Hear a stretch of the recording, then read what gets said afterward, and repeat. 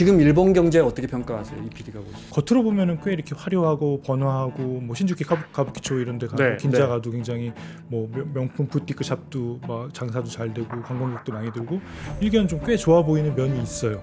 근데 그 속을 자세히 들여다보고 뒷골목을 가보고 정도를 걷지 못하는 비정규직 청년들 만나보거나 사회 한켠의 언더클래스라고 굉장히 하위 계층들을 네. 만나보면 굉장히 여전히 일본은 구조적인 위기에서 그렇게 많이 벗어나고 있지 못하다. 수치상으로는 이미 일본이 꽤 좋은 것들을 나타내는 부분들이 분명히 있습니다. 그러니까 뭐 니케이 지수 아시겠지만 네. 3월 달인가 4만 돌파를 했거든요. 그다음에 부동산 가격도 일부 지역에서는 구마모토의 그 TSMC 공장을 유치하면서 거기가 네. 지가가 거의 일본 전국에서 상승률이 1위였거든요. 근데 이제 제가 전문가들 이렇게 만나봐서 들어보면 그거는 외형적인 거고 자생적으로 되는 게 아니라 구조적인 변화가 아니다. 겉으로는 뭔가 지표상으로 살짝 좋아 보이긴 하는데 구조적인 문제는 좀 여전히 계속되고 있다. 심층 인터뷰 시작합니다. 뉴욕 하면 무슨 생각 나세요? 뉴욕 하면 일단 뭔가 치안은 불안하고 그죠? 건강보험 같은 거 안 좋고 하지만 골목 하나 지나면 뭔가 뭐 역동적인 문화나 스포츠 행사가 있을 것 같은. 런던 하면 무슨 생각 납니까? 뭐 낙후되고 오래되고 물가 비싸고 하지만 아직은 뭔가 품격을 지키고 있는. 도쿄 하면 무슨 생각 나세요? 저는 이상하게 도쿄 하면 그 지하철 타고 퇴근하는 그 힘든 샐러리맨 생각이 나거든요. 오늘 재팬 엑소더스 KBS 다큐 인사이드 재팬 엑소더스를 제작한 KBS의 이성범 PD 자리했습니다. 어서 오십시오. 안녕하십니까? 나오셔서 고맙습니다. 네. 감사합니다. 프로그램 봤어요. 제가 진행하려고. 네. 책 이름은 엑소더스 재팬이에요. 네. 책 이름은 제가 좀 더 강렬하게 하려고 네. 바꿨습니다. 엑소더스 재팬. 우리 책을 하나 올려드려야 되는데 PD님 하나 올려주실 수 있어요? 여기? 너무 늦었나요? 오케이, 천천히 올려주세요. 네. 일본의 몰락이 아닌 한국의 각성을 위해 꼭 읽어야 할 책. 추천자가 오건영 팀장이에요? 네. 제가 지금 KBS 특파원 보고 세계는 지금 이제 CP 그러니까 책임 프로듀서를 맡고 있는데요. 저희 이제 경제 고정 패널로 오건영 팀장님이 출연하고 계신데 제가 그래서 책을 집필을 한 다음에 조금 추천사를 좀 부탁을 드렸고 내용에 너무 공감하시면서 이거는 일본의 이야기이지만 사실은 잘 읽어보면 한국의 이야기인 것 같다라고 하시면서 흔쾌히 추천사를 써주셨습니다. 제 댓글 봤어요. 제가 이제 유튜브로 프로그램을 봤기 때문에 댓글 보니까 거기에 결국은 한국에 대해서 이야기하는 거 아니냐.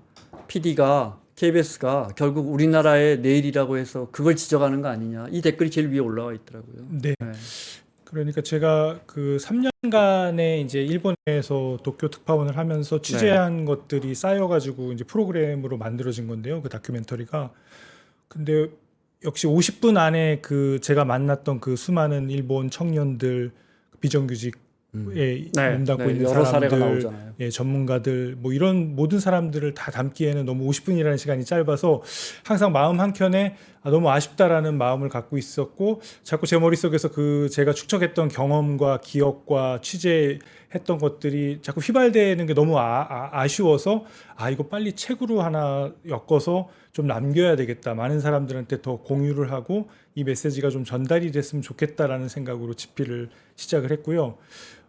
특히 이제 1990년대 이제 버블 붕괴 이후에 일본 경제가 장기간 정체가 됐잖아요. 잃어버린 30년이다 뭐 이렇게 얘기하고 아베노믹스를 뭐 실시한 지 한 10년이 돼가는 일본 청년들의 삶이 어떻게 흔들리고 있는지를 조명한 다큐멘터리인데요. 이 책 역시 좀 더 제가 만났던 많은 청년들 이야기 이런 것들을 좀 담기 위해서 조금 노력을 했고요.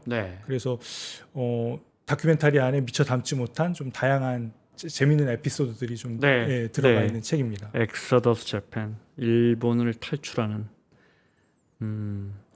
프로그램 기획하실 때 왜 이게 기획안 낼 때 나 진짜 이 이야기를 한번 해보고 싶었다 이게 있었으니까 이거 기획하셨을 거 아니에요? 그게 뭐예요? 그 일본 청년들의 삶을 한꺼풀 더 들여다보고 싶었어요. 그러니까는 왜냐면은 일본이 뭐 우리나라도 마찬가지지만 굉장히 고령화되고 있고 저출산에다가 이제 인구 절벽 문제가 사실은 우리보다 앞서 10년 20년 전에 이미 그 단계를 들어갔고 그걸 경험한 나라잖아요. 그 속에서 그러면은 과연 미래를 어디서 찾을 수 있을까 잘 곰곰이 생각해 보면은 사실은 중장년층, 노년층은 이미 다 노쇠하고 이미 다 산업을 일구어낸 역군들은 네. 이제 역사의 뒤안길로 사라져가고 그렇다면 이 나라를 이끌어갈 세대는 사실은 청년 세대잖아요. 그래서 이 청년 세대들이 어떻게 일본에서 지금 적응하고 있고 이들의 삶이 좀 어떤 방향으로 좀 펼쳐지고 네. 있는지를 좀 들여다보면 일본의 앞으로 사실 현재의 모습이지만 미래의 모습도 좀 보여줄 수 있지 않을까 해서 일본 좀 청년들의 삶에 좀 주목을 했고요. 예, 그것들이 좀 다큐멘터리 안에도 좀 잘 녹아 들어가 있고 그래서 많은 사람들이 좀 공감을 하면서 좀 네. 예, 유튜브 좋았던 것 조회수가 같습니다. 제가 볼 때는 제가 90만 거의 100만 예, 100만 육박 된 것 하고 같은데요. 있는데요. 예. 최근 엑소더스 재팬이고 프로그램은 다큐 다큐 인사이트의 인사이트 2부 재팬 엑소더스, 차이나 엑소더스가 그렇죠. 일부가 일부가 있어라. 차이나였고요. 예, 네, 맞습니다. 그 중국인들 저 멕시코 통해서 이렇게 미리고 가는 미리고 하고, 거였고 예. 2부가 재팬 엑소더스였군요. 네. 청년들 인터뷰할 때 PD들은 왜 기자들보다 인터뷰 훨씬 길게 하잖아요. 정말 그런가요? 기자들은 인터뷰할 때 이것만 딱 쓸 것만 하잖아요. 진짜요? 제일 기억에 남는 거 있어요. 이 예. 문장 내가 했던 사람 중에 예. 이 문장 기억에 남는 거. 그게 이미 엑소더스에서 그 베트남에서 그 스타트업 기업을 네. 창업을 해서 그 대표가 베트남 된- 여성분과 결혼한 친구. 예, 맞습니다. 네, 네, 예, 네, 네. 다큐멘터리에 나오죠. 네. 그 대표가 모리신데요. 그 대표가 얘기했던 게 가장 좀 인상적이었는데 그런 얘기를 해요. 그러니까는 일본이 굉장히 선진국이고 아까도 말씀하셨지만 되게 안정돼 있고 되게 안전한 곳입니다. 네. 근데 인터뷰를 하는데 집에서 했거든요. 그 같이 이제 음식을 베트남 요리를 이렇게 해서 맛있게 네, 네. 먹고 짜조 같은 거 이런 것도 해주시고 진짜 이렇게 가정식으로 먹으니까 더 맛있더라고요. 그래서 먹고 나서 진지하게 말씀하신 대로 저희는 이제 필요한 것만 따는 게 아니라 그냥 인터뷰 진짜 길게. 예, 그냥 인생 이야기 하듯이 툭 터놓고 그냥 네. 쭉 담거든요. 뭐 1시간이 됐든 뭐 1시간 반이 됐든 해서 인터뷰를 하는데 그 물어보신 것처럼 가장 좀 인상적이었던 게 일본은 안전하지만 제 삶은 안전하지 않습니다. 않다. 예, 그러니까 일본에 있는 것이 그러니까는 자기는 그 리스크 테이킹을 한다고 하잖아요. 그러니까 일본에 머물러서 일본에 살 수밖에 없는 경쟁력이 없는 청년으로 전락하는 게 이게 오히려 나한테는 리스크다.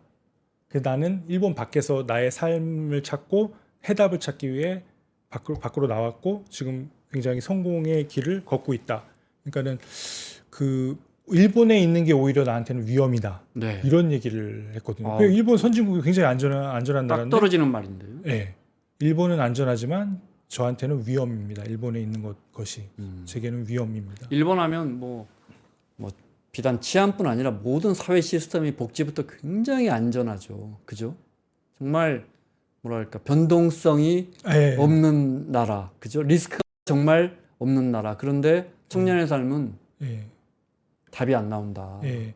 그러니까는 오히려 그 방금 말씀하신 리스크가 없기 때문에 생기는 거라고 생각을 하거든요. 그러니까는 사실 우리가 그 영어 속담에도 있잖아요. No risk, no return. 네, 예. 근데 일본 사람들은 그 아시겠지만은 굉장히 안정적인 거를 중요시하고 네, 네. 프로세스대로 이렇게 단계별로 매뉴얼 해가지고 중요하고. 네. 매뉴얼이 굉장히 중요하거든요. 그러니까 이거를 좀이라도 벗어나면은 굉장히 당황하기 시작하고 그 계속 그 매뉴얼로 다시 돌아가려고 하니까 네, 답을 네. 못 찾는 경우들이 있거든요. 그렇기 때문에 이제 행정이나 이런 데서도 시간이 좀 많이 걸리고 막 그런 차원들이 있는데, 그러니까는 뭔가 도전해서 뭔가 위험을 감수하고 새로운 길로 가고 도전하고 뭔가 그런 것들을 좀 성취하려는 것보다는 안전하고 안정적이고 변동이 없고 변함이 없는 이런 것들을 좀 추구하는 경향들이 있거든요. 맞아요. 그래서 네. 이게 지금의 어떻게 보면은 일본의 어려움을 가져오지 않았나. 그러니까는 일본이 굉장히 1980년대에서 89년 뭐 버블 경제가 꺼지기 전까지는 네, 굉장히 네. 세계를 호령하던 경제 대국이었잖아요. 근데 그런 거에 너무 이렇게 익숙하다 보니까 새로운 도전이나 변화에 이렇게 능동적으로 대처하지 못하다 보니까 맞아요. 결국에는 점점점 디지털, 그러니까는 제조업 중심 네. 그런 산업이 있었을 때는 세계를 호령하던 나라였지만은 디지털로 전환하면서 새로운 방향으로 갔을 때 그런 것들 리스크 테이킹을 하는 것들을 이렇게 꺼려하면서 좀 더 느리게 안정적으로 돌다리도 두들겨 보고 걷는다고 하잖아요. 그런 식으로 하다 보니까 빨리 대처하지 못하니까 아무래도 우리 한국이나 미국이나 중국에 뒤질 수밖에 없었잖아요. 그 토시바나 뭐 소니 그러니까요. 우리가 항상 부러워하던 기업들이었잖아요, 당시에. 그런 기업들이 이제 어느새 다 경쟁에 뒤처져 가지고 그 예. 일본 친구들이나 뭐 일본 기자들 만나면 늘 하는 말이 이제 사실 특별히 할 이야기도 없고 그 이야기 많이 하거든요. 한국 사람들은 뭔가 기존 질서를 도대체 잘 받아들이질 않아. 항상 왜 내가 근데 그걸 따라야 돼? 이런 경향이 있다면 일본 사람들은 항상 그걸 따라요. 그리고 별로 이견을 잘 보이질 않죠. 그 문화에 대해서 그 어디서 온 거라고 생각하세요? 3년 동안 일본에 살아보시니까 이 네. 문화, 이 차이는 그게- 도대체 어디서 온 걸까요? 그게 일본인들의 근저에 좀 있는 것 같아요. 그러니까 일본에서 많이 쓰는 단어 중에 그 화 좋아할 때 그 화 있잖아요. 네, 네, 화, 네. 화. 그러니까 그걸 와라 그러거든요. 와. 네. 그러니까는 그 일본식 뭐 와쇼크. 그러니까 일본 음식을 와쇼크. 화식이거든요. 네, 네, 네. 그러니까 아, 그렇죠. 그 화. 네. 그러니까 그 조화. 네. 이거를 하모니 굉장히 할 때 그- 하모니. 네, 네. 그렇죠. 그 산토리 위스키 중에도 그 왜 히비키 있잖아요. 그게 중시하는 게 조화예요. 하모니. 예, 예. 산토리 위스키. 맞아요. 예, 네. 히비키의 하모니가 블라썸 뭐 하모니 뭐 여러 가지가 있는데 그 정도로 굉장히 조화를 사회에서 굉장히 중시하는 것 같아요. 이렇게 튀는 것들을 용납하지 못하고 이렇게 뭔가 이렇게 튀어나오면은 다 망치로 두들겨 가지고 이렇게 고르게 이렇게 만든다고 해야 되나 비유를 해야 되나? 그러니까 좀가 조화 사회에서 이렇게 돌출되지 않고 다 이렇게 거기서 큰 틀에서 벗어나지 않게 이렇게 그 안에 들어오게끔 그렇게 만드는 좀 그 경향들이 좀 있거든요. 어렸을 예. 때부터 예를 들어 예. 하지 마, 여기 똑바로 줄 서서 나가지 마, 뭐 이런 식의 네네네. 그런 어떤 질서와 예. 뭐 하모니 뭐 이렇게 예. 조화, 하나된 그 질서에서 어떤 이탈하는 걸 별로 용납 좋아하지 않고 용납하지 그렇죠. 않는 사회. 예. 약간 그런 것들에 대해서 근데 MZ 세대들은 그런 거에 대해서 이제 굉장히 좀 답답해하고 네. 예, 새로운 도전과 좀 뭔가 안전보다 그러니까 성장, 그 다음에 도전 네. 이런 것들을 더 추구하는 세대들한테는 굉장히 답답한 거죠. 답답하죠. 예, 성장보다는 안전, 네, 도전보다는 유지 이런 사회 경향이 굉장히 답답한 것이고요. 그 반면에 말씀하신 대로 우리 한국에서 그래도 일본과 조금 다른 가능성을 볼 수 있는 부분이 바로 우리나라의 역동성이거든요.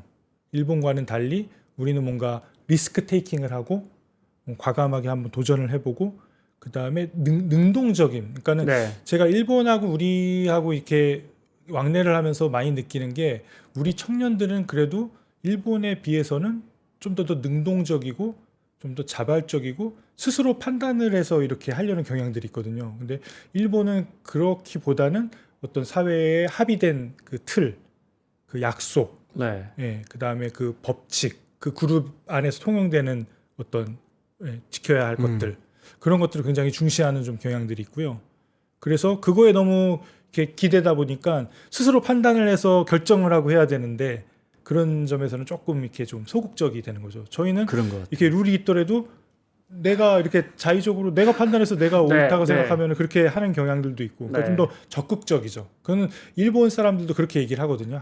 한국인들을 봤을 때 우리 일본인들과 좀 다른 점이 뭐냐고 느끼는 점들은 바로 그런 지점들이다. 직접 판단해서 자발적으로 그렇게 능동적으로 역동적으로 그렇게 움직이는 것들. 네. 예. 옛날에 하쿠오토인가 유명한 아주 20-30년 전에 그 광고회사 친구들 이야기 들었는데 일본에서 어떤 그 연예인 그러니까 CF 모델하고 광고사하고 분쟁이 생겨서 네네. 싸움이 생겼는데 네. 지금 말씀하신 것처럼 이 PD 설명하신 것처럼 그러면 네. 이런 분쟁이 생겼을 때는 매뉴얼 47페이지에 3번을 봐야 되는데 그게 없다는 거예요. 한국 사람들은 그거 어떻게 푸느냐? 네. 저녁에 그냥 술 먹고 소주 한잔하고 풀어버리는데 그렇죠. 그 갈등을 일본 나는 이렇게 사람들은 생각하고 당신은 이렇게 생각하는데 이런 네. 합의점은 이런 지점이니까 우리가 이렇게 해서 이렇게 좀 바꿀 수 있지 않을까요? 이렇게 합의할 수 있지 않을까요? 이렇게 좀 더 능동적으로 해서 끌고 갈 수 있는데 방금 말씀하신 대로 당장 이제 일본에 그런 문제가 생기면은 매뉴얼 갖고 매뉴얼 와봐. 찾죠. 이게 네. 조항에 어떻게 이거 하는지를 먼저 그거부터 아마 살펴보는 가능성이 네. 크거든요. 그런 지점들이 조금 뭐 다르다고 해야 될까? 예. 엑소드 재팬의 그 이유를 좀 살펴보죠. 일단 지금 일본 경제 어떻게 평가하세요? 이 PD가 보시고.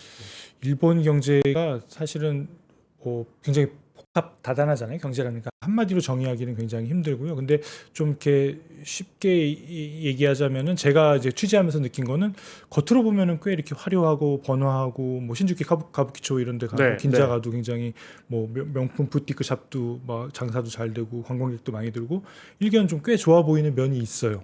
근데 그 속을 자세히 들여다보고 뒷골목을 가보고 그 정도를 걷지 못하는 비정규직 청년들 만나보거나 사회 한켠의 언더클래스라고 굉장히 하위 계층들을 네. 만나보면 굉장히 여전히 일본은 구조적인 위기에서 그렇게 많이 벗어나고 있지 못하다 이런 것도 좀 많이 느꼈거든요.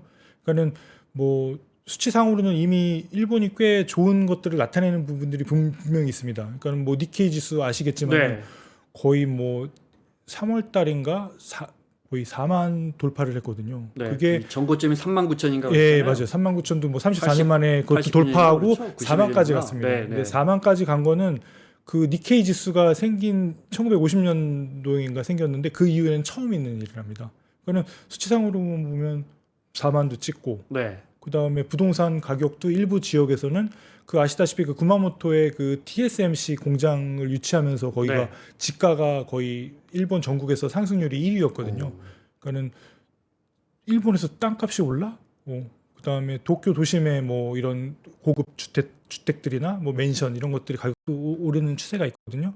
그리고 대기업 실적도 실제로 좀 개선되는 측면이 있어서 그게 이제 임금 상승으로 좀 반영이 되기도 하고 그래서 겉으로 보기에는 좀 일본 경제 좋아지는 거 아니야? 뭐 이렇게 볼 수도 있는데 근데 이제 제가 전문가들 이렇게 만나봐서 들어보면 그거는 외형적인 거고 자생적으로 되는 게 아니라 그 구조적인 변화가 아니다. 그러니까는 실질적인 경제 개선이 돼서 구조적인 변화로 해서 일본 경제가 좋아지면은 좋다고 얘기할 수 있는데 전문가적인 관점에서는 그게 아니라 뭐가 이런 좀 착시 현상을 일으키냐 하면서 얘기하시는 게 뭐냐면 뭐 아시다시피 엔저가 있었거든요.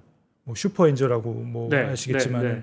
뭐 달러당 거의 162엔까지 이렇게 떨어질 정도로 굉장히 의도적으로 계속 낮췄죠. 그렇죠. 네, 엔화값을. 수출 기업들을 유리하게 이끌어 주려고요. 그러니까는 엔화 가치가 하락하니까 수입 물가는 오를 거 아닙니까? 그러니까 실질 임금은 사실은 감소한다고 봐야 되거든요. 그러니까 그것도 좀 굉장히 안 좋은 거고 체감 경기도 여전히 좀 낮은 상황이고 물론 임금이 좀 오르긴 했지만 대기업 정규직을 제외하면은 뭐 임금 인상 효과도 굉장히 제한적이고 내수 회복도 좀 굉장히 더딘 속도로 지금 가고 있거든요.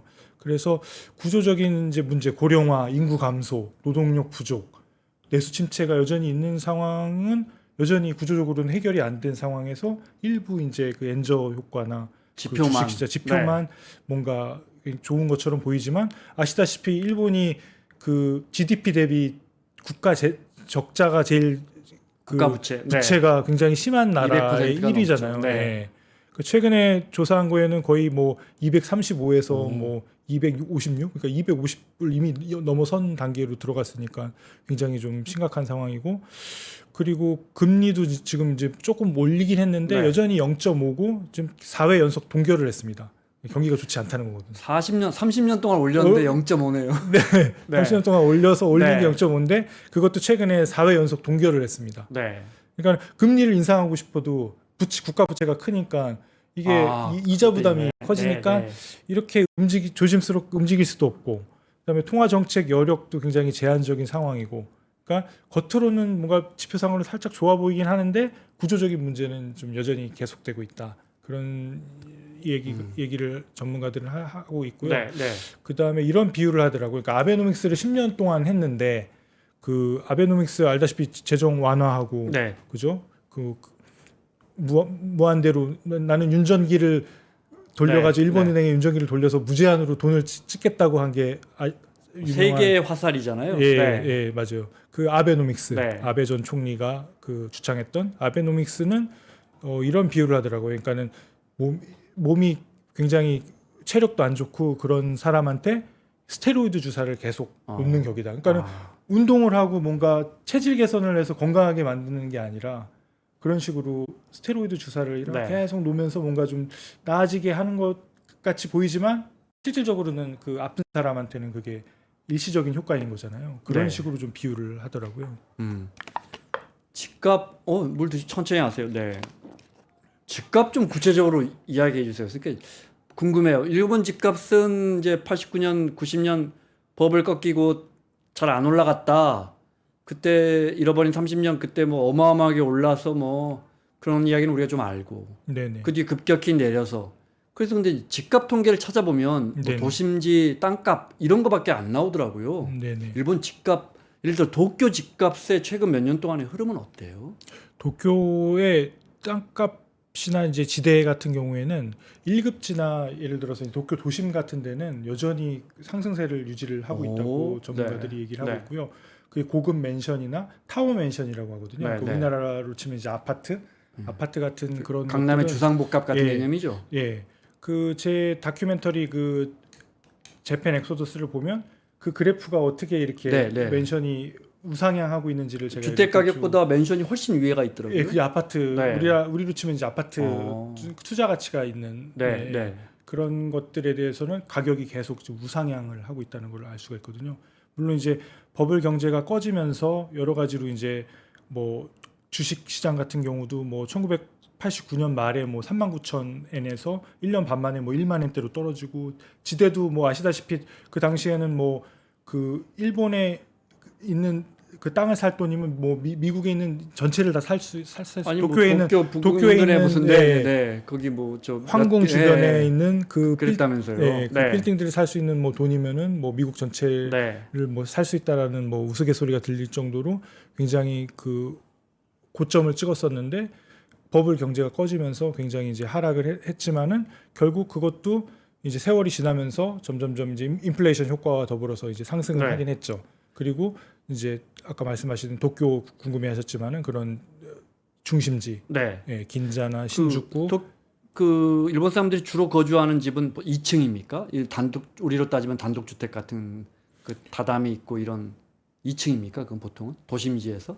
도심지는 아니고요. 그런 네. 경우는 조금 교외 교외에서 쪽. 예. 도쿄는 그럼 보통 몇 도- 층입니까? 제가 있었던 맨션이 제가 13층에 살았거든요. 네. 그러니까는 그 건물이 15층까지 있었는데, 네. 예, 그런 타워 맨션들은 제법 올라갑니다. 제가 올라가고요. 시부야 홈마치라는 NHK 하고 가까운 곳에 왜냐하면 KBS 도쿄 지국이 NHK 안에 네, 있거든요. 네, 네. 그래서 이제 그 거기서 도보로 뭐 한 40분, 버스로는 15분 거리에 있는 어떻게 보면 굉장히 중심지거든요. 네. 예, 시부야 홈마치라고 거기에 타운 맨션에 거주를 했었는데 그 월세가 32,000엔인가 그랬어요. 그러니까 32만 엔, 32만 엔. 우리 돈 320만 원. 예, 네. 예, 그 정도 했었고 그 층수는 뭐 13층인데 그런 식으로 이제 도심은 꽤 네. 빌딩들이 올라가고 서울과 비슷한 수준. 예, 제가 아는 이제 그 동생 하나는 이제 일본인인데 치바 이치카와라는 데 사는데 이 친구가 사는 데는 그 말씀하신 전통적인 그 2층 구조의 집 네. 이런 곳에서 많이 왜냐하면 지진이 좀 많잖아요, 일본이. 그러니까 보니까, 높이 안 올라가는구나. 예, 그런 네. 좀 지역이나 시골 뭐 지방 그런 그다음에 2층 집은 집값은 별로 안 올라가요, 그럼? 그거는 정확하게는 한번 조사를 해봐야 되겠지만 그래도 도심 쪽이나 뭐 중심 지역은 그래도 인플레이션이 반영돼서 뭐 예전에 그 네. 버블 꺼졌을 때보다는 아마 반등을 해서 올라갔을 거라고 생각을 하고요. 네. 예. 네. 그래요. 국민들이 그 정말 번영하다. 2차 대전으로 패망했다가 한국전 지나고 산업이 발전하고 90년대 정말 피크를 찍어서 미국 GDP 한 70%까지 갔다는 거 아니겠죠? 네. 그러고 나서 정말 이렇게 급격히 꺾인단 말이에요. 그래서 정말 우리가 흔히 말하는 잃어버린 30년. 국민들의 생각도 좀 바뀌었어요. 그렇죠. 바뀌었겠죠. 그 당연히 국가 경쟁력이 약화되면서 국민들의 생각도 굉장히 많이 바뀌었는데요. 그게 이제 잃어버린 30년을 가져와 버렸잖아요. 버블 붕괴가 되면서 그게 이제 일본 사람들의 생활 방식이나 의식에도 굉장히 깊은 변화를 가져왔어요. 그러니까는 경제적인 불안이 계속 지속이 되다 보니까 이전에는 아시다시피 평생 고용, 그다음에 영공 서열 이런 것들이 네. 철저하게 지켜졌었거든요. 근데 그 신뢰가 굉장히 많이 무너졌고요. 그러다 보니까 안정적인 정규직들도 많이 사라지고 비정규직 이런 것들, 계약직 이런 것들이 좀 크게 늘었고요. 그러다 보니까 우리 한국도 마찬가지지만 젊은 세대들이 결혼이나 출산에 대해서 생각하는 것들이 좀 소극적이 돼 버려요. 미루거나 포기하는 경향이 커졌고, 그다음에 개인주의적이고 좀 실용적인 삶, 그러니까 사치나 뭐 이런 걸 할 수도 없는 여유가 없잖아요. 네. 여유가 없으니까 그러니까 실용적인 삶을 굉장히 추구하는 경향이 강해졌고요. 사치는 정말 안 하잖아요. 네. 네, 네. 진짜. 그 굉장히 도쿄에서 렉서스 찾기 쉽지 않아요. 그죠? 한국이 렉서스 훨씬 많죠. 그러니까 일본 사람들이 그래서 네. 한국 서울에 와서 특히 강남 쪽에 가서 깜짝 놀라는 게 외제차가 왜 이렇게 많느냐. 네. 제 친구가 한번 서울 놀러 온 적이 있는데 강남 쪽에 이렇게 가서 감놀이죠. 보더니 네. 일본에는 그렇게 외제차를 그 고급 외제차를 많이 보기 힘들거든요. 근데 강남에 그 다니는 수많은 외제차를 보면서 한국은 정말 부가 정말 대단한 것 같다 이렇게 얘기할 정도로 일본 라이프 스타일이 굉장히 좀 많이 보수적이고 좀 신중해졌죠. 소비에 있어서. 네. 네. 그리고 더불어서 이제 사회의 여러 가지 이제 신뢰나 공동체 의식도 옛날에 강했거든요. 뭐 맛집이라든지 뭐 마을 사람들이 함께 하고 네. 네. 굉장히 공동체를 중시하고 그런 것들이 굉장히 강한 게 일본 사회였거든요. 뭘 한다고 하면 다 뭉쳐서 하고. 맛집이 하면 초등학교부터 저 동네 어르신까지 수천 명이 다 같이 하잖아요. 네네네. 그냥 온 동네 사람들 다 하잖아요. 네네네. 네. 뭐 물론 지금도 이어지고 있긴 하지만 과거에 비해서 그런 것들이 굉장히 많이 악화가 됐고, 그래서 혼자 혹은 작은 그룹으로 이렇게 지내고 생활하는 사람들이 좀 많아졌어요. 그 잘 아시겠지만은 그 고독한 미식가라고 되게 유명한 그 드라마도 있고 만화책이 있거든요. 네. 그 다니구치 치로라는 이제 사람이 그 원작인데, 고독한 미식가나 그걸 보면은 그 요즘에 그런 소확행, 그러니까 작지만 확실한 행복을 추구하는 일본인들의 좀 경향을 볼 수가 있거든요. 그냥 별거 없잖아요. 뭐 소박하게 그냥 못 봤습니다. 허름한 그냥 작은 시골의 어떤 마을에 그냥 오래된 음식점에 들어가서 식사를 하면서 즐겁게 식사하는 그 감탄하고 네. 음식을 즐기는 게 그게 스토리거든요. 우리 제브람 선생님처럼요. 네네, 그렇죠. 아, 그런 식으로 네. 굉장히 이렇게 공동체 뭐 이렇게 집단 이런 것보다는 혼자. 그다음에 퍼펙트 데이즈 보면 예. 그 청소하는 그 유명한 배우라면서요, 그 사람이. 네네네. 야쿠쇼 코지. 근데 야쿠쇼 진짜 뭐 코지. 원래 굉장히 뭐 대사도 없고 뭐 스토리도 워낙 단순한 거지만 혼자서 네네. 정말 고즈넉한 일상을 제가 매우 미화해서 말하자면 우리가 보면 매우 단조로운 일상을 사는, 뭐 그건 좀 극단적인 케이스겠지만 네네. 근데 그것도 어떻게 보면 그냥 아름다운 삶인데 그렇죠. 네, 현대 일본인의 삶을 보여주는 것 같아요. 네, 정확히 보셨고요. 이런 같은 맥락이거든요. 고독한 미식가나 퍼펙트 데이즈라고 하는 야쿠쇼 코지가 화장실 청소부잖아요. 그래, 네. 늘 영화 처음부터 끝까지 화장실 청소하다 끝나요. 화장실 청소, 화장실만 달라지잖아요. 네, 그리고 네. 늘 집에 오면은 하는 그 일상의 그 패턴도 그대로 반복이 네, 되면서 네. 소박한 삶을 그려내잖아요. 네.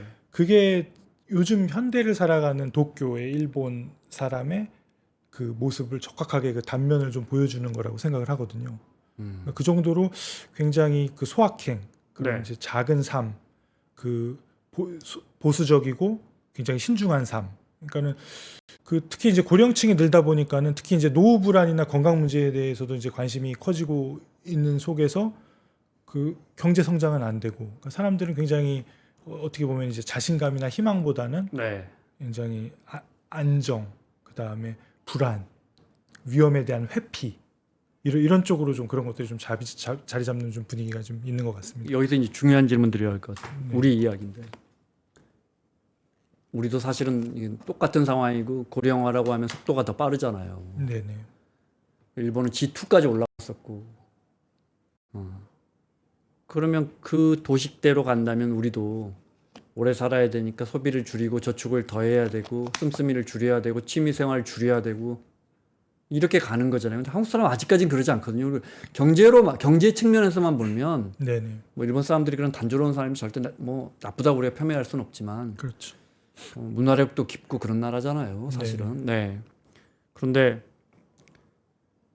우리는 똑같이 둘 다 35,000달러인데 우리는 가계부채가 그렇게 많은데 2,000조의 가계부채를 끼고 있지만 그래서 한국 사람들은 아까 좀 수입차도 기어이 사고 이 뭐 TV 새로 나온 뭐 EL 뭐 이런 거 뭐 OLED 이런 거 나오면 기어이 사야 되고 우리는 네네. 이건 어떻게 봐요? 이 PD님 보시기에는 우리도 결국 일본처럼 될 거라고 생각해서 아니면 국민성이 달라서 네. 우리는 다르게 갈 거라고 보세요? 그거는 쉽게 예단할 수는 없는데 네. 이제 그 배경에는 아마 그 일본의 오랜 기간의 임금 정체에 있는 것 같아요. 그러니까 그걸 좀 들여다봐야 되거든요. 네, 그러니까 1990년에서부터 2020년 사이 30년간 일본의 평균 임금 상승률이 4.4%에 불과합니다. 그런데 같은 기간을 봤을 때 미국은 47.4%, 네. 영국은 44.2%, 우리나라는 무려 90%에 가까운 상승률을 기록을 했거든요. 네. 4.4와 90. 이게 차이가 꽤 크잖아요. 우린 2배 올랐고 일본은 제자리 걸음이고. 그렇죠, 그렇죠. 네. 그래서 일본이 그렇게 30년 넘게 크게 오르지 않는 그 속에서 소비를 자꾸 줄일 수밖에 없고 소확행으로 갈 수밖에 없고, 근데 우리는 계속해서 경제가 그래도 어느 정도 성장을 하면서 수입도 늘고 경제 발전을 하는 것 같고 부동산 가격도 오르고 이러면서 뭔가 상대적으로 좀 부를 더 축적했다는 그런 느낌 때문에 좀 이렇게 소비력을 네, 갖고 있다고 네. 생각하면서 이렇게 쓰는 경향이 좀 제가 유지가 되고 있지 가계부채만 않은가. 생각했네요. 집에 부의 효과는 생각 못했네요. 그죠? 집값이 오른 사람들도 많으니까. 그렇죠. 네. 그거를 이제 어찌됐건 부가 는 거니까 네, 네. 자산 가치가 상승을 한 거잖아요. 그러면 내가 부자가 됐구나, 나의 자산이 상승했구나, 약간 그런 어떤 생각을 가질 수 있지만 일본 같은 경우는 아시다시피 그러니까 도심지나 일부 상급지에서의 부동산 가격은 상승했지만 여전히 그 지방이나 이런 인구가 줄고 있는 데는 그런 여력이 없거든요. 네. 부동산 가격 상승이나 지대 상승 이런 거. 우리도 사실 꿈꿀 지역은 수는 이제 없군요. 점점 그렇게 돼가고 있는. 예. 네. 그런 속에서 당연히 이제 아마 소비에 대한 생각들이 조금 다를 수 있지 않을까, 그런 생각은 좀 드는데요. 기본적으로 왜 경제가 그래도 발전했는데 성장했는데 네. 왜 소득은 안 올리는 정책이에요? 문화예요? 아니면 이게 왜 일본 사람들 왜 소득이 안 올라 임금이 안 올라갔어요? 근데 이게 여러 가지 복합적인 요인들이 있거든요. 그러니까는 우선은 그 이제 1990년대 이제 초반에 그 버블 경제가 붕괴한 다음에는 이제 일본 경제가 장기 침체에 빠졌잖아요. 그러니까 기업들이 그러면은 인건비를 엄격히 통제를 해야 되잖아요. 그러니까 엄격히 통제를 하기 시작했어요. 그러니까 경제 성장률도 둔화가 되고 수익성이 악화되니까 기업들은 이제 고용 유지는 하는데 임금 상승에는 굉장히 소극적인 자세를 이제 보였던 고용은 거죠. 또 우리처럼 경직돼 있고. 그렇죠. 네. 그게 고착화가 됐습니다. 이게 이제 첫 번째 이유를 둘 수가 있겠고, 그 다음에 이제 일본 고용 시스템의 특성인데요. 일본 기업 옛날에 평생 고용을 하잖아요. 연공서열 중심의 임금 체계를 계속 유지를 해왔는데, 그게 이제 능력과 성과보다는 근속 연수에 따라서 임금이 올라가는 방식이어서 경기 침체 이후에는 신규 채용도 줄어들고 중장년층의 임금은 그대로 기업 실적이 좋아지질 않으니까 그냥 고정이 되니까 네. 전체 임금이 상승이 정체되는 효과가 났고요. 거기에 더해서 비정규직 계약직이 많이 증가를 했거든요. 어차피 비정규직 같은 경우는 정규직보다 임금이 낮을 수밖에 없잖아요. 또 평균을 깎아먹고. 그렇죠. 평균을 바로 깎아먹기 때문에 임금 상승을 억제하는 하나의 주요 원인 중에 하나가 됐고요.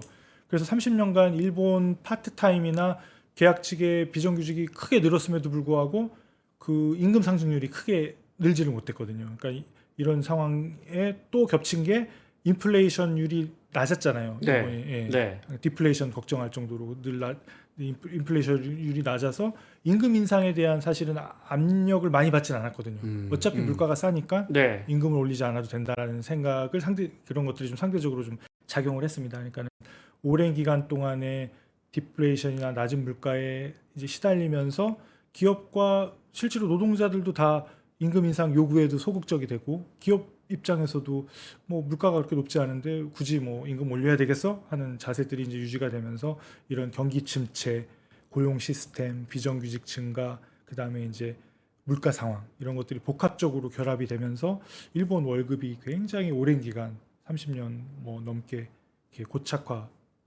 된 게 아닌가, 그렇게 생각을 합니다. 우리라면 못 견뎠을 텐데. 우리는 일본이 우리보다 노조 조직률도 더 높고.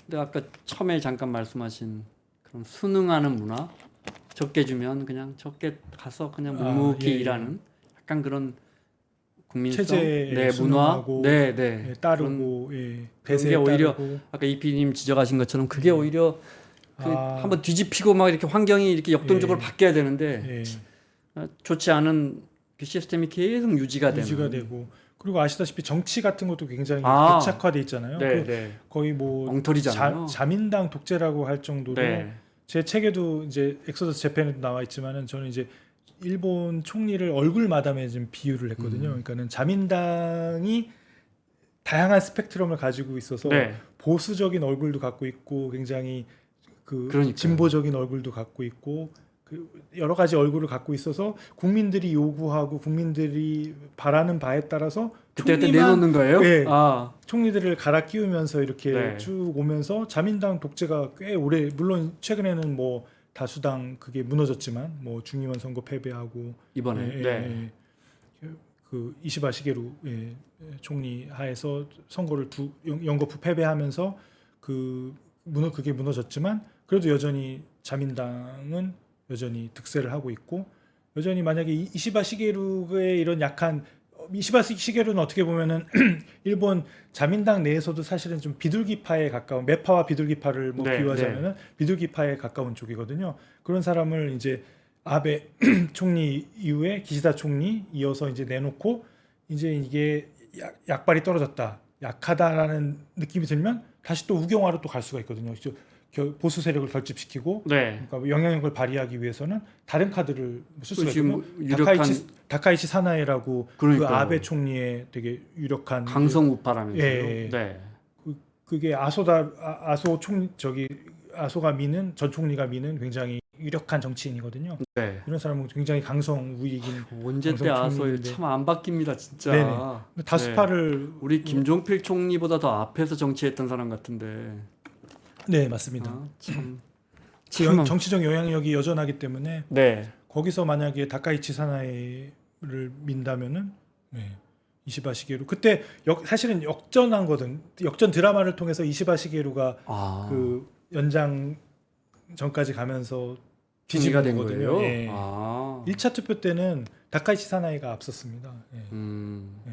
그런 어떤 뭐랄까 후진적인 도대체 변하지 않는 정치 그 프레임 그 문화 자체도 또 일본의 그 무거워진 경제에 그렇죠. 당연히 큰 예. 원인이겠죠. 예. 네.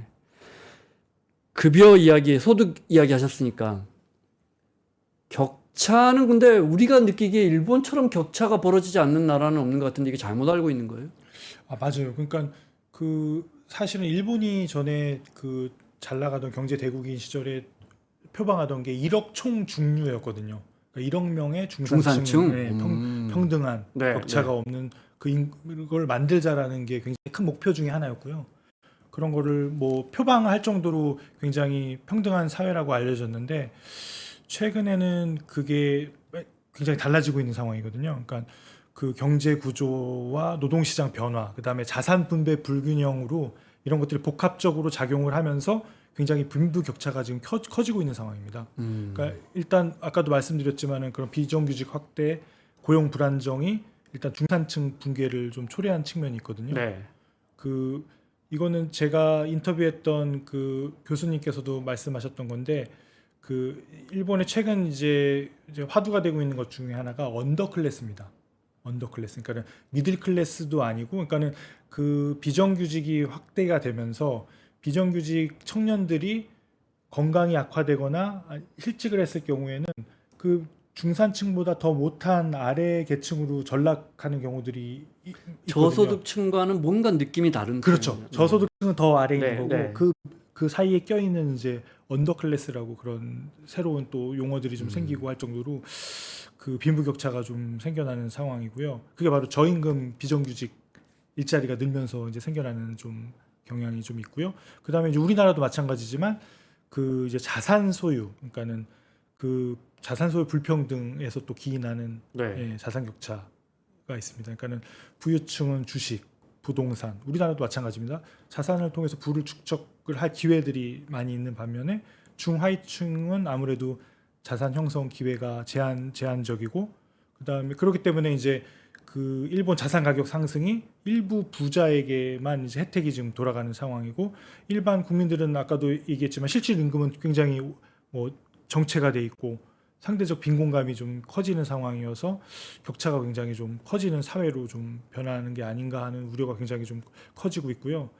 그래서 그로 인해서 계층 고착화도 이전보다 그러니까 계층 이동하는 사다리 있잖아요. 네, 네. 그런 것들이 많이 좀 무너져 내려가는 상황이고요. 이거는 저는 이제 안 비단 좋은 건, 일본만의 안 좋은 현상은 다 나오는데요. 일본만의 사실은 문제는 경제가 기울면 그렇죠. 아니라고 생각을 하는데 그다음에 그러면 이제 정부에서는 이제 세금이나 복지 정책을 통해서 부의 재분배를 좀 하는 방향을 잡을 수가 있잖아요. 근데 그것도 효과를 충분히 좀 발휘하지 못하는 거라고 평가를 좀 하고요. 그래서 격차 완화에는 아무래도 좀 한계가 있고 그다음에 뭐 마지막으로는 뭐 교육과 직업 기회 불평등이랄지 도심과 지방 간의 격차도 굉장히 그 빈부 격차에 큰 영향을 좀 미치고 있는 상황이고요.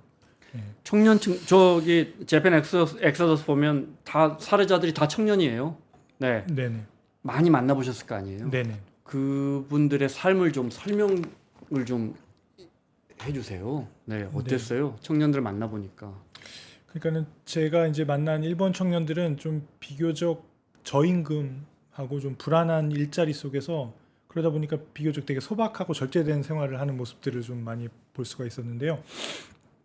제가 만난 청년 중에는 이제 소위 이제 프리랜서 일을 하는데 투잡을 뛰는 거예요. 하나는 이제 그 음악 잡지사에다가 기고를 하면서 돈을 벌고 그다음에 이제 부동산에 이제 그 부동산 물건들 사진을 찍어가지고 소개하는 그런 사진 올리는 아르바이트를 두 개를 네. 병행을 하는데도 한 달에 200만 원을 못 벌더라고요. 그러니까 100에서 150 사이를 버니까 이거 가지고는 사실은 뭐 취미 생활도 할 수가 없고 여행도 할 수가 없고 최소한의 그냥 그 먹는 것 그다음에 뭐 이동하고 누구 사람 만나는 것 이 정도로 해서 굉장히 삶 자체가 되게 소박해지더라고요. 그러니까 집안에서 그때 취재했을 때 뭐 다큐멘터리에도 나오지만은 반찬이 없어요. 네, 맞. 그 인스턴트 그 된장국이 있거든요. 미소시루라고 그거 이렇게 한 봉 뜯어가지고 이렇게 뜨거운 물 부으면은 이렇게 뭐 한 1분 만에 되는 굉장히 싸거든요. 그 된장 그 인스턴트 된장국에다가 그 다음에 밥, 그 다음에 뭐 반찬 그냥 반찬 한두 가지 이게 다더라고요. 거의 그냥 탄수화물로 미소시루에 그냥 미소시루에 그냥 절임 채소 그다음에 세상에. 흰쌀밥 이걸로 해서 이제 끼니를 근데 우리도 때문에- 물론 비정규직 많고 지금 들으시는 청취자분들이 한국은 안 그래? 우리는 뭐 우리 청년들은 더 안 힘들어? 이렇게 이야기할 것 같아요. 우리 청년과 견주어 보시면 어떤 점이 비슷하고 어떤 네. 점이 달라요? 그 우리 청년들하고 좀 비슷한 점은 아마 우리 청년들도 그런 게 있을 것 같은데 그런 어떤 그런 사회적으로 또 이 청년들에 대해서 미래잖아요. 그러니까는 그 뭐 부모나 아니면 뭐 후배 그룹이나 주변 동료나 아마 기대가 있을 거거든요. 그런 어떤 사회적 기대. 근데 하지만 개인의 현실과의 괴리가 있잖아요. 그런 데서 오는 불안하고 스트레스가 굉장히 컸거든요. 일본 청년들의 경우. 저는 그 경우 또 우리 청년들도 우리도 뭐 절대 만만치 않죠. 예. 그래서 주거 같은 경우도 아까 말한 그 청년들도 도쿄 이런 데는 살 수가 없고요. 당연히 월세 이런 게 너무 비싸니까 외곽에서 주로 살고 작은 원룸 이런 데 사는 경우가 많고 그다음에 그 나이가 40이 되도록 독립하지 못하고 부모하고 사는 그런 케이스들도 많습니다. 제가 그런 경우도 취재를 했었는데요. 치바 쪽에 가서. 그리고 소비 같은 것도 굉장히 저렴하고 실용적인 거 위주로 좀 제한되고 굉장히 절약하는 삶, 신중하게 이렇게 절약하는 되게 소박한 삶, 그게 아까 퍼펙트 데이즈에 나온 네. 약간 그 정도로 이제 이렇게 제한이 돼 버리는 거죠. 그러니까 어디로 뻗어나가고 뭔가 꿈꾸고 뭔가 확장하고 넓히고 이런 것보다는 그냥 내가 갖고 있는 것을 망가지지 않게 지키자라는 굉장히 소극적이고 보수적이고 안정 추구 위주로 그 네. 삶의 방향이 좀 설정이 네. 되는 부분. 물론 이제 우리 청년들은 좀 그것과는 벗어나 있을 수도 있겠지만은 그래서 아마 사회 진출 초기부터 여러 가지 좌절도 하고 그다음에 경쟁하고 실패를 경험하면서 아무래도 되게 안정을 되게 최우선 가치로 하는 경향이 좀 굉장히 뚜렷하다는 걸 느꼈거든요. 그 안정. 예. 사실 거기서 근데 뭐랄까 안주하면 안 되는데 그죠? 그렇죠. 개인도 예. 사회도 국가도 그죠? 예, 맞습니다. 예.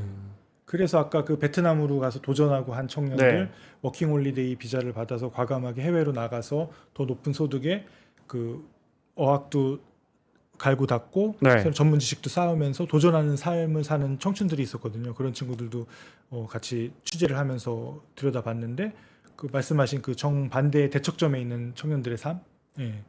그래서 이게 이제 저희 세대랑 지금 20, 30대랑 이제 한 세대가 지났는데 네네. 근데 이제 저희 때 정말 아무것도 뭐 이런 말 하면 그렇지만 저희는 기회는 많았고 갖고 있는 자산은 없었어요. 지금 친구들 보면 기회는 정말 정말 많이 줄었죠. 우리 젊은 20, 30대 대학을 졸업하고 자산은 기본적으로 자식이 한둘이고 네네. 부모님의 지방이든 서울이든 부모님의 집 한 채 정도는 이렇게 물려받을 또는 가업 같은 거 뭐 부모님이 뭐 수원에서 슈퍼마켓을 하신다든지 네네네. 뭐 인천에서 정육점을 하신다든지 그러니까 그 정도의 자산은 있을 거 아니에요. 네네. 기본적으로 선진국이잖아요. 그건 어때요? 특히 일본은 가업을 물려받기로 아주 유명한 나라잖아요. 그렇죠. 일본에는 부모님 하는 거 당연히 받아야 예, 된다. 그게 굉장히 우리가 알고 있는 일본의 모습이잖아요. 네. 그 가업을 물려받고 전통을 중시해서 100년 가게 이런 것도 굉장히 많은 곳이 일본이거든요, 네. 사실은. 근데 그 도쿄대 졸업해서 가업 물려받으려고 와세다 이런 데 나와서 축산 농가 들어가잖아요. 네, 그냥 일본 사람들. 라면집 물려받아서 네, 네. 라멘 그 하잖아요. 일을 하거나 그런 게 사실은 그 우리 세대 때는 되게 익숙한 풍경이었는데 최근에는 좀 달라진 것들을 좀 취재를 통해서 좀 볼 수가 있었는데요. 그 이제 이번에 이제 출간한 그 네. 엑소더스 재팬에도 좀 그 사례가 좀 소개가 돼 있는데 그 일본의 100년 된 가게입니다. 그러니까는 지금 4대째 이어오고 있고 굉장히 우리나라에도 굉장히 잘 알려져 있고 얼마 전에 여기 더 현대에도 그 팝업 스토어도 열 정도로 유명한 계란말이 가게가 있습니다. 네. 치키치 시장에 그 치키치 시장 치키치 도쿄, 어시장에 도쿄예요? 도쿄 치키치 어시장에 계란말이 4대를 하는 계란말이 가게거든요.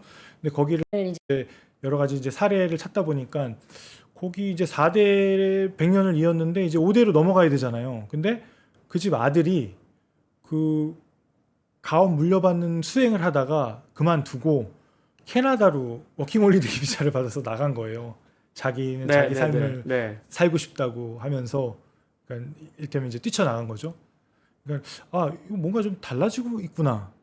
그래서 취재를 간 적이 있습니다. 그래서 그 어떤 좀 변화들이 좀 이루어지고 있는지를 좀 들여다봤는데요. 그러니까 그 최근 들어서 그런 이제 청년들이나 MZ 세대나 이런 새로운 세대들이 부모의 가업을 이렇게 적극적으로 물려받기보다는 그냥 자기의 삶을 더 찾아가는 모습들을 좀 볼 수가 있었는데요.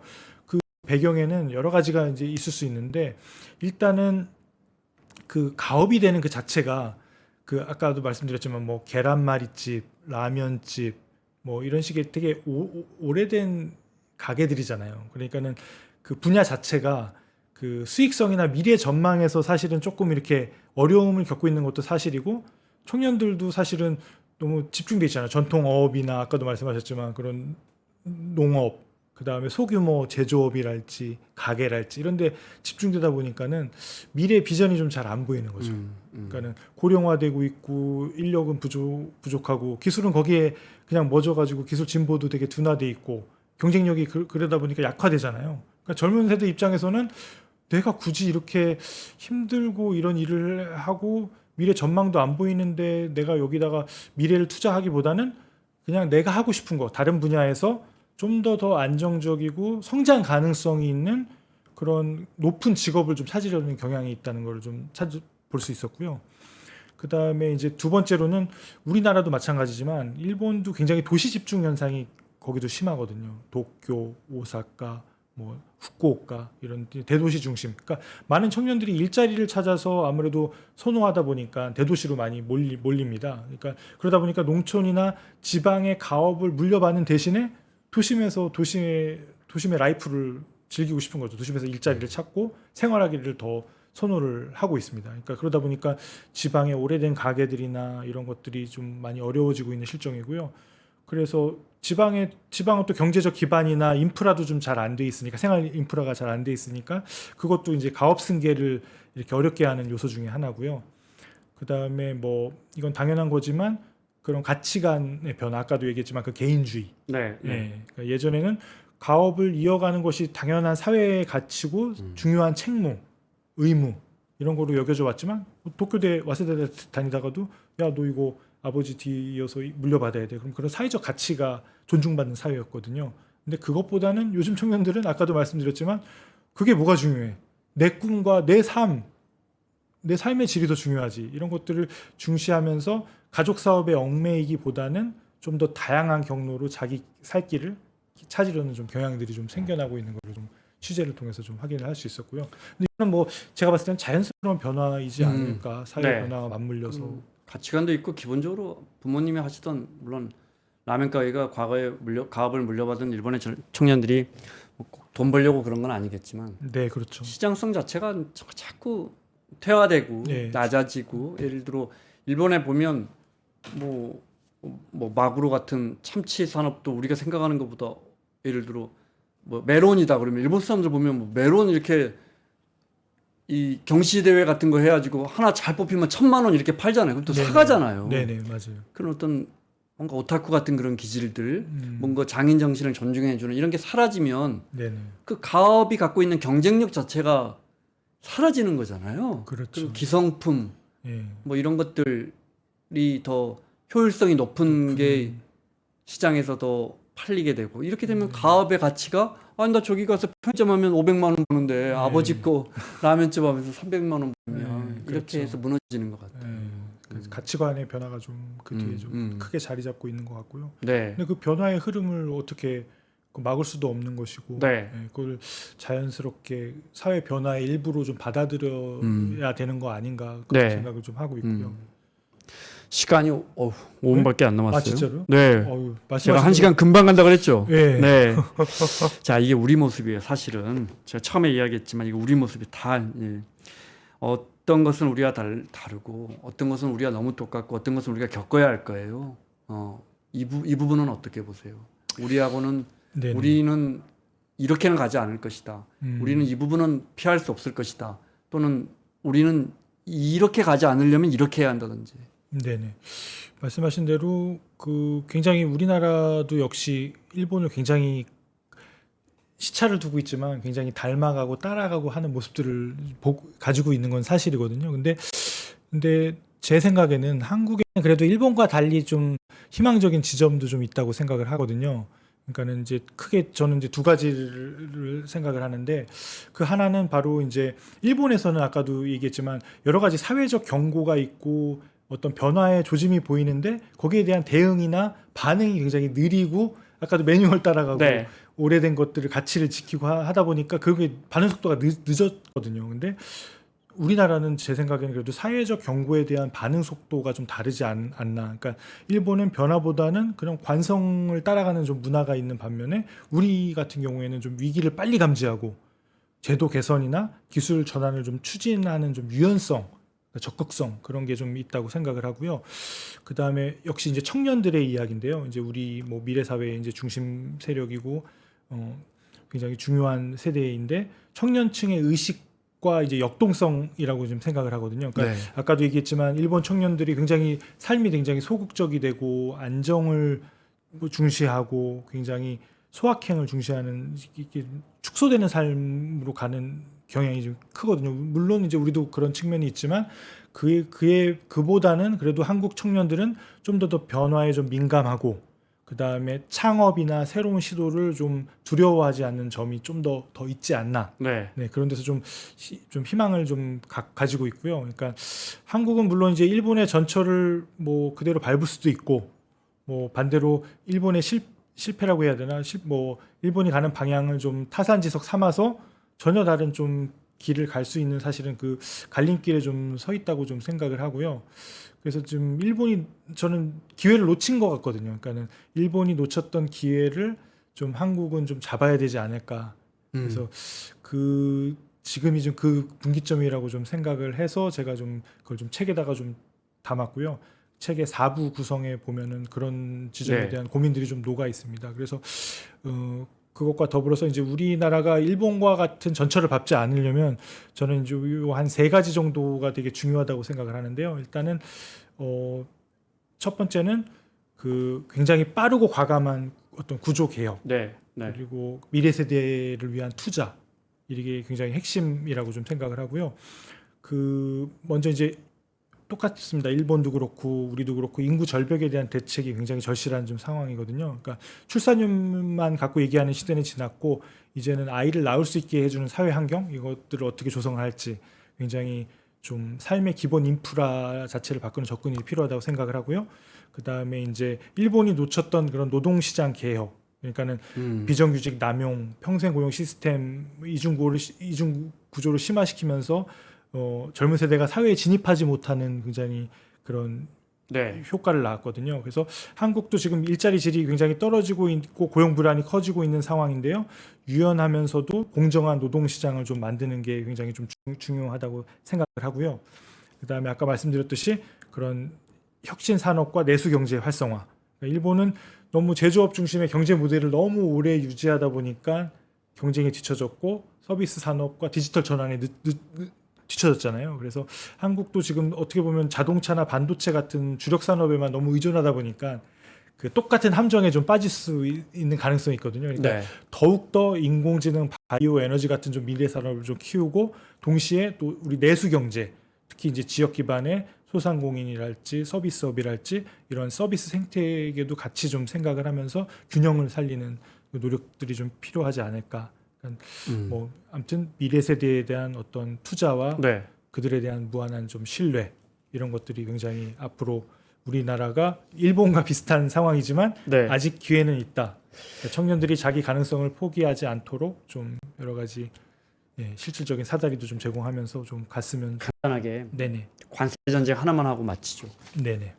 사실 어제도 지금 일본 경제 재생상이 이거 우리 15% 관세 이게 일률적으로 하는 게 아니라고 이유처럼 우리 네네. 기존 관세에다가 15%를 올린다고 해가지고 지금 일본 네네. 열도가 난리 났거든요. 네. 관세 이 부분에 대해서 일본이 잘 대처하고 있다고 보세요? 아니면 이거 일본이 지금 잘못하면 날아간다고 보세요? 저는 지금 굉장히 어려운 상황에 지금 직면해 있다고 생각을 하고요. 그러니까 이 물론 트럼프발 관세 전쟁이 모든 나라에게 공통적으로 적용이 되긴 하지만 일본 같은 경우도 굉장히 외교적인 노력과 그 미국의 대미 투자와 그러니까. 천문학적인 수준으로 함에도 가서 또 불구하고 얼마나 저 네. 비율을 잘 맞춰줬어요. 네. 그런데도 거기다가 추가로 15%라는 얘기가 나올 정도로 좀 이야기가 나온 상황에서 좀 다시 또 협상단이 또 그러니까. 간 걸로 알고 있거든요. 그러니까 굉장히 좀 위기에 지금 직면해 있는 상황이라고 보고요. 그래서 지금 이런 관세 패권 전쟁에서 굉장히 지금 일본이 굉장히 지금 어떻게 보면 공급망 재편, 패권 경쟁에 끼어가지고 굉장히 지금 1980년대 미국과 일본 사이의 갈등 그 양상과 좀 굉장히 닮아 있는 좀 측면이 있지 않나, 그런 좀 느낌이 들고요. 그러니까는 1980년대 후반에 사실은 일본이 최대의 무역 흑자국이었기 때문에 견제가 들어온 거잖아요. 네. 중국이 같은 상황이니까 똑같이 미국이 중국에 대한 견제로서 흔히들 그렇게 보죠. 네. 네네네. 그래서 똑같이 지금 그 중국의 기술 굴기, 뭐 수출 통제, 관세 부과 이런 걸 통해서 좀 견제를 좀 하려고 있는 상황이고, 이런 복잡한 상황에서 일본이 이 관세 전쟁을 이게 지혜롭게 전략적으로 타개하지 못하면 지금 30년으로 이어지고 있는 이 경제 불황이 어떻게 보면 또 다른 잃어버린 30년이네 또. 네. 잃어버린 40년. 네. 처음에는 잃어버린 10년이라는 얘기가 그랬어요. 나왔고 20년이었다가 지금 30년이라고 지금 얘기가 나오고 있거든요. 근데 지금 40년으로 사실 잘못하면 잃어버린 있고, 40년 된다. 네. 네. 잘못하면 지금 잃어버린 40년 되지 않을까. 알겠습니다. 네네. 자, 마무리하겠습니다. 일본의 몰락이 아닌 한국의 각성을 위해 꼭 읽어야 할 책. 오건영 팀장 말처럼. 이게 사실 우리 일인데. 네. 자, 지금까지 KBS 다큐 인사이드의 재팬 엑소더스를 제작한 이성범 PD가 엑소더스 재팬이라는 책을 냈거든요. 그래서 이성범 PD의 일본에 대한 이야기, 일본에 대한 생각 들어봤습니다. 오늘 설명 고맙습니다. 아유, 감사합니다.